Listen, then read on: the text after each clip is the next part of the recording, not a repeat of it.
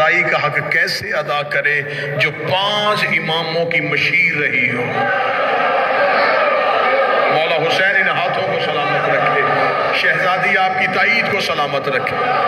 Us be be کا حق کیسے ادا ہو جو بھائی 5 امام مستور ہو کے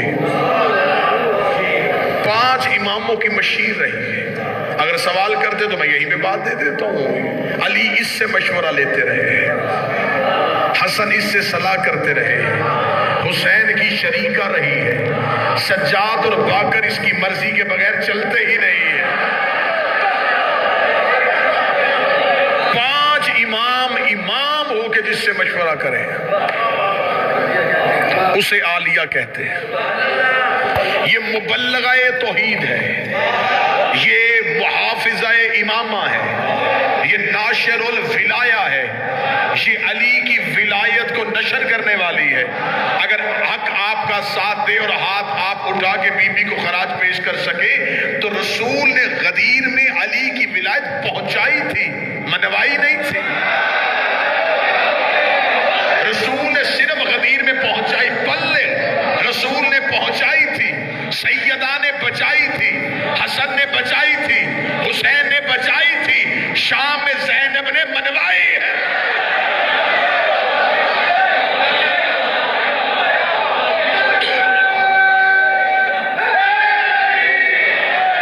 اس شہزادی نے تسلیم کروائی ہے علی کی ولایت۔ 5 حجتوں کی مشیر رہی ہے۔ کائنات کی مستورات میں سے سب سے مکمل مستور ہے نبی کی بیٹی۔ بیٹا، او میرا بیٹا چھوڑ، کائنات کی مستورات میں سے سب سے مکمل مستور رسول کی بیٹی ہے۔ اس کے علاوہ کوئی مستور مکمل ہے ہی نہیں۔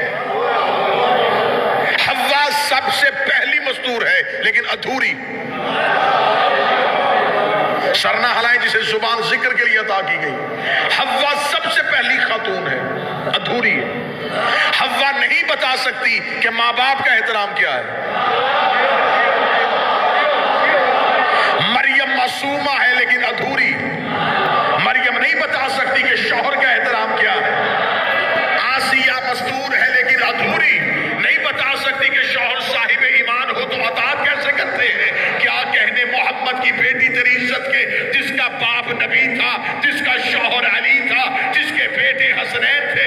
اتنی مکمل تھی محمد کی بیٹی، لیکن علی کی بیٹی نے ایسا کردار پیش کیا کہ یہ ثانی زہرا بن گئی، یہ دوسری زہرا بن گئی، لیکن اتنی مکمل ہے علی کی بیٹی کہ آج تک کوئی ثانی زینب نہیں بن سکے۔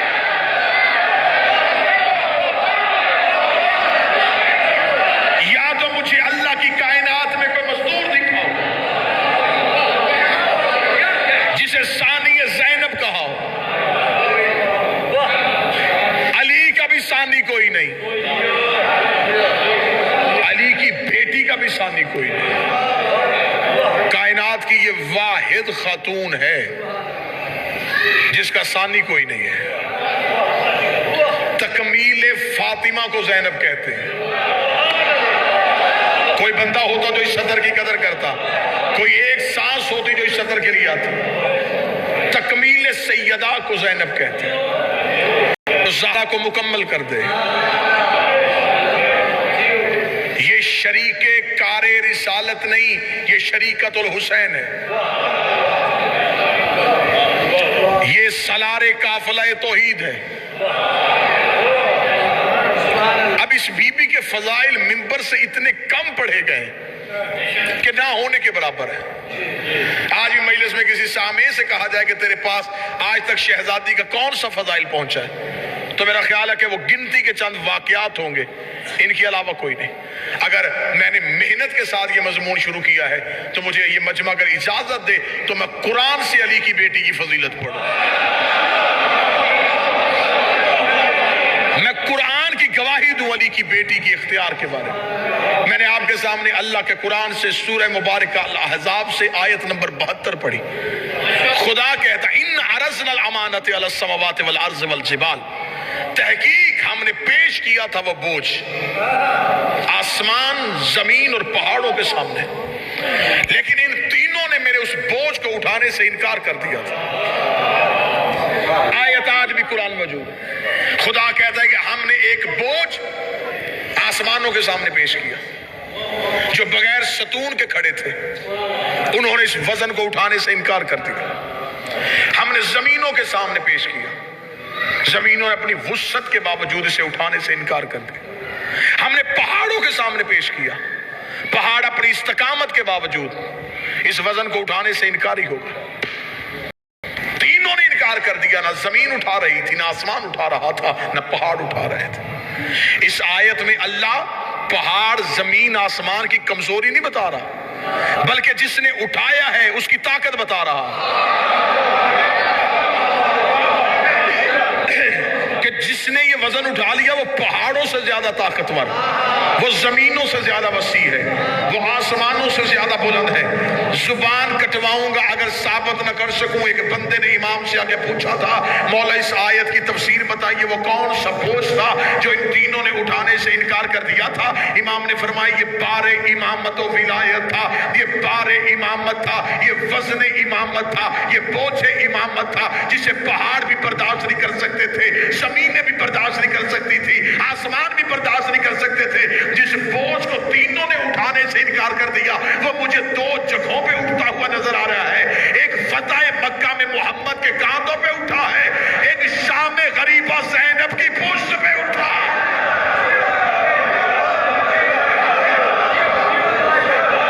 जो सैयदा ने शाम गरीबा सजाद को उठाया, क्योंकि इस बीबी की मुकम्मल जिंदगी मुसाइब है, तो हमें मुसाइब में से बीबी के फजाइल निकालने। ये मुश्किल मरहला होता है किसी खतीब के लिए, मुसीबत से फजीलत पढ़ना, लेकिन मैं हक अदा करने लगा हूं, आपकी समातों को हदिया करने लगा हूं। आप क्या समझते हैं कि शाम गरीबा अली की बेटी ने सैयदुल साजिदीन को पुश्त पे उठा के खैमे से बाहर आई, इसमें फलसफा क्या था? कतअन ये ना समझिएगा कि माज़ल्ला सुम्मा माज़ल्ला सजाद बीमार थे और चल नहीं सकते थे। अगर आप ये दलील देंगे तो मैं अगली दलील दूंगा। अगर बीमारी की वजह से सजाद करबला में नहीं चले तो शाम में कैसे चले? जिसने ये मुकम्मल सफर पैदल अबूर किया, वो खैमे से निकल के करबला की रेत में बाहर क्यों नहीं आए? इसका मतलब है कि माज़ल्ला बीमारी की वजह से नहीं, वज़न इमामत को सैयदा ने क्यों उठाया? इसलिए कि करबला में दो इमामतें थी, एक सज्जाद और एक बाकर। खुदा ने दोनों इमामतें ज़ैनब के पास रखवा दी, इसलिए इस बीबी का लक़ब है अमीना-ए इमामत।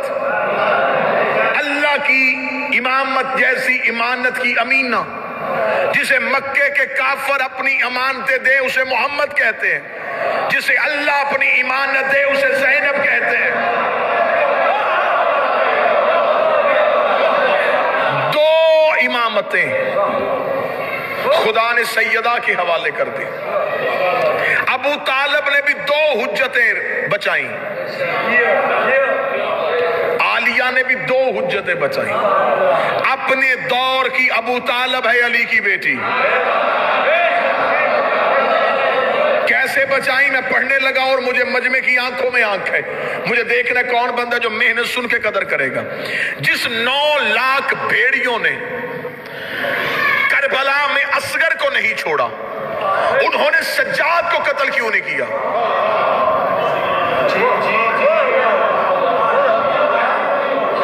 मैं खामोश हो जाता हूं, में किसी के पास कोई जवाब है तो लाए।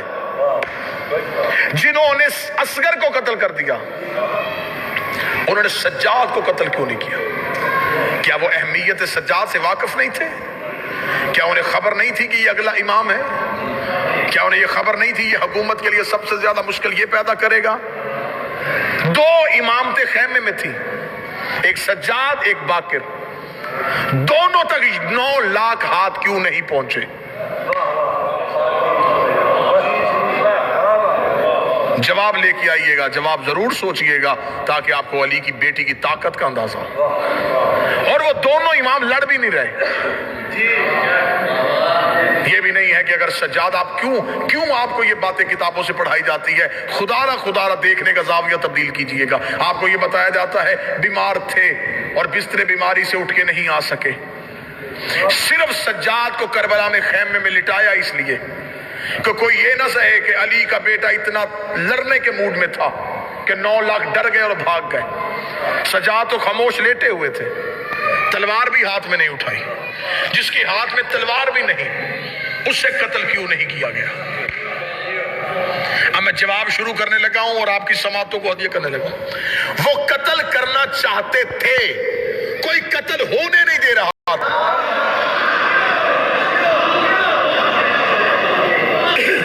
وہ چاہتے تھے کہ سجاد قتل ہو, وہ چاہتے تھے کہ باقر قتل ہو, لیکن کوئی قتل ہونے نہیں دے رہا تھا. کیسے نہیں ہونے دے رہا تھا میں بھی بتاتا ہوں. یہ جو آپ کو ذاکر بتاتے کہ شام میں غریبہ خیموں میں حملہ ہوا, یہ کیوں حملہ ہوا تھا؟ یہ سجاد کو قتل کرنے کے لیے ہوا تھا. یہ سجاد کو خیمے میں جا کے قتل کرنا چاہتے تھے. علی کی بیٹی کی طاقت کیا تھی؟ اور یہاں میں ایک جملہ ضرور کہوں, کبھی بھی علی کی بیٹی کے لیے لفظ بہادر استعمال نہ کرنا کہ علی کی بہادر بیٹی. نہیں, علی فرماتے بہادری مردانگی کا زیور ہے. بہادری عورت کی خامی ہے, خوبی نہیں. بہادری مرد کا زیور ہے, عورت کا نہیں ہے. علی کی بیٹی کے لیے بہادر لفظ استعمال نہ کرنا, شجاع تھی. اب اتنا پڑھا لکھا مجمع ہے, کوئی مجھ پہ سوال کرے کہ معنی ایک ہے لفظ تو ہے, نہیں, معنی جدا جدا ہے. خطروں سے کھیلنا بہادری ہے, خطروں کو للکارنا شجاعت ہے.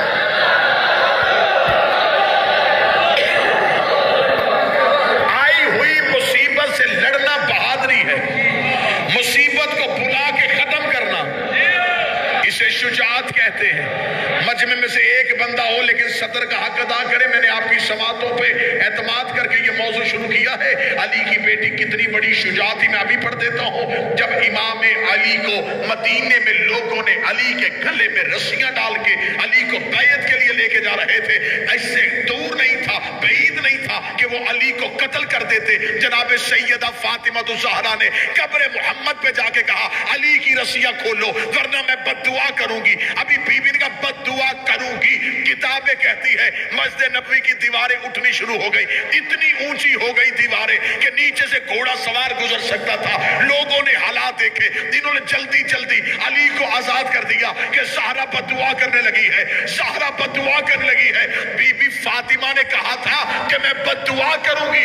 شام غریبہ علی کی بیٹی نے کہا اگر کسی نے بھی سجاد کی طرف ہاتھ بڑھایا میں قیامت برپا کر دوں گی. جرت ہے کسی میں, آؤ قتل کرو. 9 لاکھ دیکھ رہے تھے, کبھی اس انداز میں بھی سننا علی کی بیٹی کو. 9 لاکھ دیکھ رہے تھے. بی بی سجاد کو پشت پہ لاد کے لائی. بی بی کا جرت ہے, آؤ قتل کرو. 9 لاکھ نے زینب کو رستہ دیا, درمیان سے 2 حجتوں کو لے کے نکلی. کربلا کی ریت میں کھڑی ہو گئی, یزید تو نے کیا سمجھا تھا تو حسین سے بیعت لے لے گا؟ اگلے 2 امام لے کے تیرے گھر آ رہی ہو, اگر جرت ہے ان سے بیعت مانگ کے دکھا.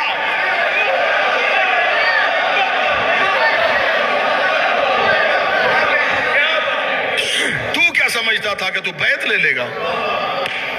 کبھی اس انداز میں پہلے عالیہ سنی ہو تو بے شک چپ رہنا.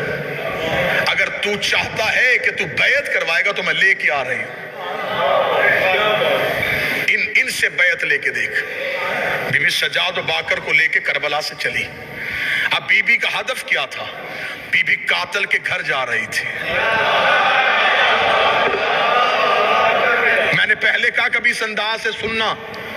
یہ جو رستے میں شہر بند کیے جا رہے تھے, پتھروں کی بارش کی جا رہی تھی, یہ سب کچھ کیوں تھا؟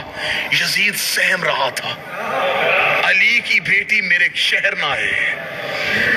یہ نہ سمجھیے گا کہ معاذ اللہ ثم معاذ اللہ کہ بی بی کربلا سے مدینہ پلٹنا چاہتی تھی اور یہ زبردستی شام لے آئے. بی بی مدینے سے چلی تو ہدف شام تھا، اور شام فتح کرنا کوئی آسان نہیں تھا. یہ نبیوں سے بھی فتح نہیں ہوا. فتوحات محمد مجھے پوری دنیا میں نظر آ رہی ہیں، شام نبی سے بھی فتح نہیں ہوا، علی سے بھی فتح نہیں ہوا. شام کی چال بازیوں کی وجہ سے علی تخت حکومت مدینے سے اٹھا کے کوفے لے آئے تھے. کوفہ میں حکومت قائم کرنے کے باوجود شام سے چالاکیاں ختم نہیں ہوئی، اور علی جیسے بصیرت والے امیر المومنین کو کوفے کی مسجد میں ایک قاتل کے ہاتھوں قتل ہونا پڑ گیا شام کی چالاکیوں کی وجہ سے. شام کی چالاکیوں نے اتنا بے بس کر دیا پورے نظام کو کہ حسن جیسے امام کو امن کا معاہدہ لکھنا پڑ گیا. شام کی چال بازیوں نے مدینے سے حسین کو بلا کے جنگل میں قتل کر دیا. شام 3 امامتوں کو اپنے اپنے دور میں خاموش کروا رہا تھا. علی کی بیٹی نے کہا تو کیا سمجھا ہے شام کا راج ہمیشہ رہے گا. بی بی کربلا سے چلی، بی بی نے کہا میں شام آ رہی ہوں، اب میں تم میں طاقت ہے تو تو ہمیں ختم کر کے دکھا. اس نے شہر کے دروازے بند کروائے تھے خوف کی وجہ سے. اسے چھتوں پہ عورتیں بتائی تھی ڈر کی وجہ سے. اس نے بدماش اکٹھے کیے تھے. علی کی بیٹی نہ پہنچے. بی بی گزرتی جا رہی تھی، بی بی زیدیت کی سروں پہ پاؤں رکھ کے چلتی جا رہی تھی. پتل ختم ہوتے جا رہے تھے، شہر گزرتے جا رہے تھے، لیکن علی کی بیٹی کے عزم میں کمی نہیں آ رہی تھی. بی بی چلتی چلتی یہ سب سے پہلا جلوس جو حسین کے حق میں نکالا تھا یہ علی کی بیٹی نے نکالا تھا. اور یزید کی کوشش تھی یہ جلوس رک جائے، یہ جلوس نہ پہنچے. یہی وجہ ہے کہ آج تک جب بھی حسین کا جلوس نکلتا ہے تو ہر دور کا یزیدی کہتا ہے اس سے آگے نہیں جائے گا، یہاں سے آگے نہیں بڑھے گا، یہاں سے جلوس کا روٹ بدل دو. بی بی چلتی چلتی ہر طاقت ہر رکاوٹ کو عبور کرتی کرتی شام شہر میں داخل ہو چکی تھی. یزیدیت سہمنا شروع ہو گئی، یزیدیت کانپنا شروع ہو گئی. بی بی چلتی چلتی یزید کے محل میں پہنچی. علی کی بیٹی رسیوں میں جکڑی تھی. بی بی نے پہلا قدم یزید کے دربار میں رکھا. او ہندا کا بیٹا، اور نظریں اٹھا، دیکھ زہرا کی بیٹی آئی.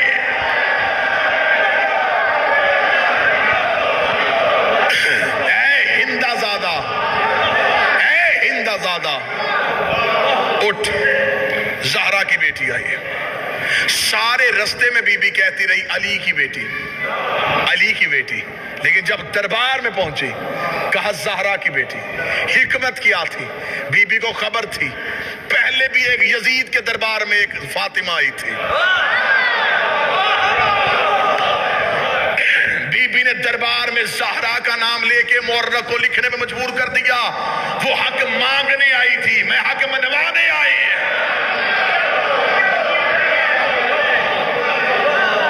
اجازت ہے؟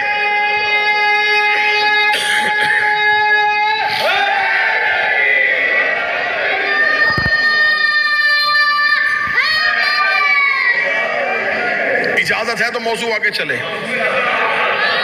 بی بی نے کہا نظریں اٹھا، تیار ہو، علی کی بیٹی آئی ہے. بی بی کے ساتھ 2 حجتیں تھیں، سجاد و باقر کو ساتھ لیے ہوئے. علی کی بیٹی دربار میں پہنچ چکی تھی. یہ دربار صرف سپاہیوں میں نہیں سی، غیر ملکی سفیر، دوسرے ملکوں کے وفود لوگ دربار میں بیٹھے ہوئے تھے. دربار سجا ہوا تھا. ان وفود میں، ان غیر ملکی سفیروں میں عیسائی بھی تھے، یہودی بھی تھے، مجوسی بھی تھے. انہوں نے پوچھا یزید یہ کون ہے؟ اس نے کہا محمد کی بیٹی. اس نے کہا تو نے کیا کیا؟ اس نے کہا میں نے نبی کے بیٹے کو قتل کیا. انہوں نے کہا کیوں قتل کیا؟ اس نے کہا اس لیے کہ حسین میرے اختیار کو نہیں مانتا تھا. میں بالکل عین تاریخ پڑھ رہا ہوں. حسین میرے اختیار کو نہیں مانتا تھا. اگر حسین میرے اختیار کو مان لیتا میں کبھی بھی حسین کو قتل نہ کرتا. حسین نے میرا اختیار نہیں مانا، اسے چاہیے تھا وہ میری بیعت کر لیتا. اس نے اختیار کو نہیں مانا، میں نے قتل کروا دیا. علی کی بیٹی کی کان میں یہ آواز آئی. بی بی 2 قدم آگے بڑھی، آگے بڑھ گئی. یزید تو کہتا ہے ہم نے تیرے اختیار کو نہیں مانا. تیرے دربار میں روشن دانوں سے ہوا کا شور آ رہا ہے. میں تجھ سے بات کرنا چاہتی ہوں، تھوڑی دیر کے لیے ہوا روک.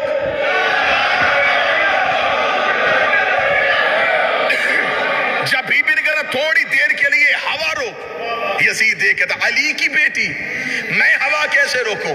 بی بی زینب کہاں ہے تیرا اختیار؟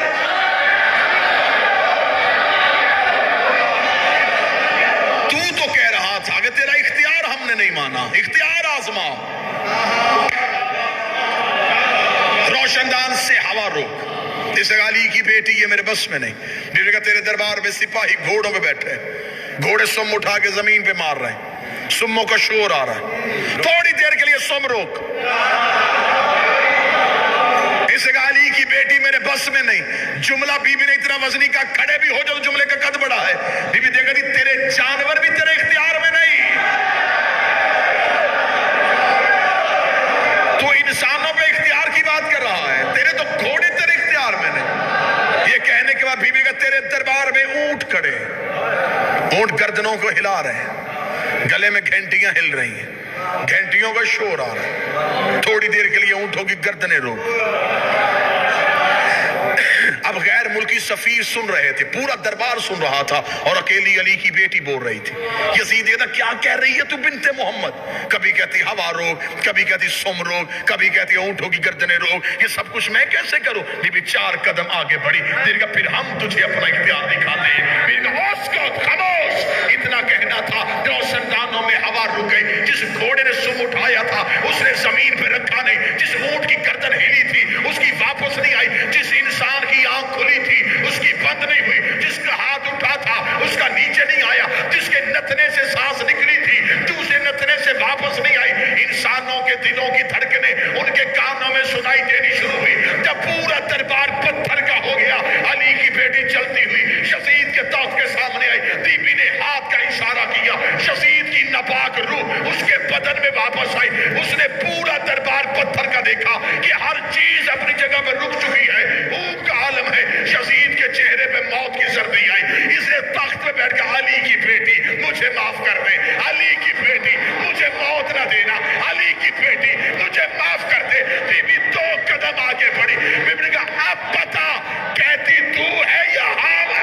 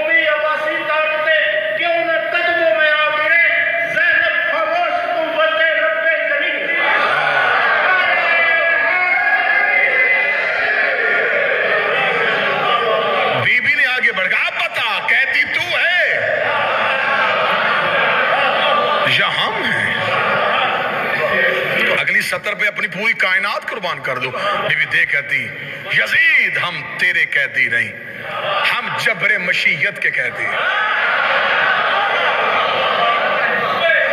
یہ رسیاں تیری دی ہوئی نہیں، ہم امر الہی کے پابند ہیں۔ بی بی نے بغیر روک ٹوک کے خطبہ جاری کیا۔ بی بی نے کہا ہم خازن الہیہ ہیں۔ کہا یہاں پہ مجھے کوئی بندہ روکتا تو پوری مجلس اس جملے پہ ہو جاتی۔ بی بی نے کہا ہم اللہ کا خزانہ ہے، اور توحید کا خزانہ کبھی بھی نجس ہاتھوں میں نہیں جاتا۔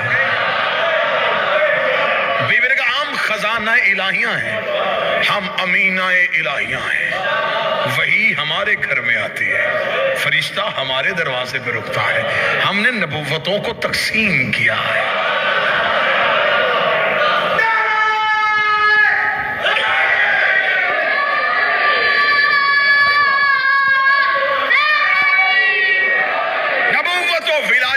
امامت ہمارے گھر کے عہدے ہیں۔ تو کیا سمجھتا ہے کہ ہم لوگوں کی بیعت سے امام بنے ہیں؟ ہم اللہ کے چنے ہوئے افراد ہیں۔ یہ خطبہ سیدہ ہے، علی کی بیٹی بغیر روک ٹوک کے خطبہ دے رہی تھی۔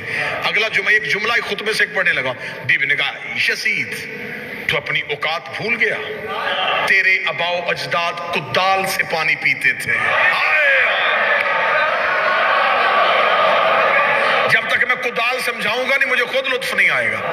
کچی زمین سے آپ گزر رہے ہوں، ایک گڑھا، اس میں تھوڑا سا بارش کا پانی اکٹھا ہو جائے، جسے گزرتے ہوئے آوارہ جانور پیئیں، جن جانوروں کا کوئی والی وارث نہ ہو، وہ ان کدالوں سے پانی پیتے ہیں۔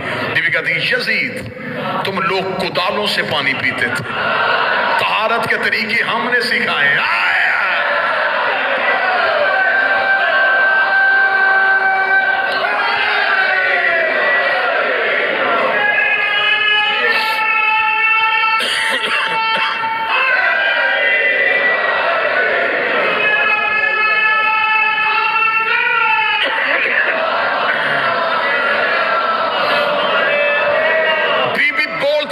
خطبہ جاری تھا، دربار سہما ہوا تھا، یہودی بھی بی بی کا خطبہ سن رہے تھے، عیسائی بھی بی بی کا خطبہ سن رہے تھے، سپاہی یزید کے تھے، لیکن وہ اپنی اباؤں میں چہرے دے کے شرمندہ ہو رہے تھے۔ جب یہ منظر دربار کا بن چکا، یزید سہم گیا، اسے پتا چل گیا کہ اگر یہ حالات بن گئے تو کہیں یہی سپاہی مجھے قتل نہ کر دیں۔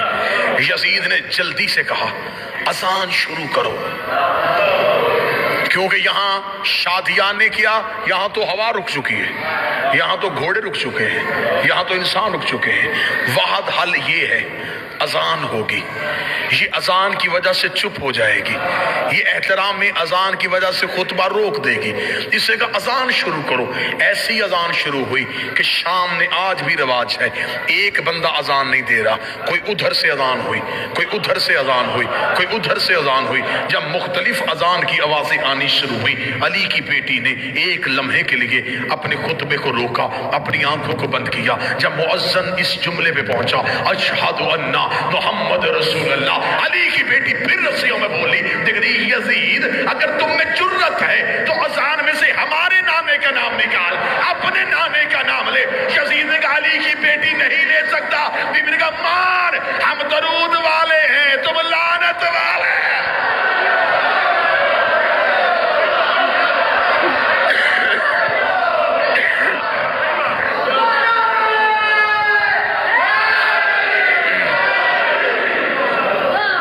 مان یزید، ہم خاندان عصمت، تم خاندان نجاست ہو، ہم معصوم قبیلہ، تم ملعون گھر کے فرد۔ صرف خطبہ پڑھ لینا آپ کتابوں سے تو سجدے سے سر نہ اٹھائیں علی کی بیٹی کی دہلیز سے۔ بی بی نے دیکھ کے کہا تو ہم سے مقابلہ کرے گا، ہم طہارتوں کا مرکز، تم نجاستوں کے مرکز، ہم شجرہ طیبہ کے وارث، تم شجرہ خبیثہ کی ٹوٹی ہوئی کڑیاں۔ مقابلہ کر رہے ہو امامت کے ساتھ۔ علی کی بیٹی کے لہجے کی تاثیر اتنی تھی، خطبے کا بوجھ اتنا تھا، علی کی بیٹی کی شجاعت اتنی تھی، یزیدیت سہم گئی۔ 1 سال بی بی شام میں ایسے سحر انگیز خطبے دیتی رہی، تب تک اٹھی نہیں جب تک زندان کی دیوار کے پتھروں سے آواز نہیں آئی اشہد ان علی ولی اللہ۔ شام فتح ہو چکا تھا، حسینیت کا پرچم بلند ہو چکا تھا، اتنا فتح کیا کہ آج بھی تم شام جاؤ، ایئرپورٹ پہ اترو، ریلوے اسٹیشن پہ جاؤ، بس سٹاپ پہ جاؤ، کسی اور جگہ کے لیے، بسوں کے لیے، سواریوں کے لیے، ٹیکسی ڈرائیور سواریوں کے لیے کسی اور جگہ کا نام نہیں لیتے، ایک ہی آواز آتی سیدہ زینب، سیدہ زینب، سیدہ زینب۔ جہاں لوگوں نے باغی کی بہن کہا تھا، آج وہاں سیدہ زینب کی آوازیں آ رہی۔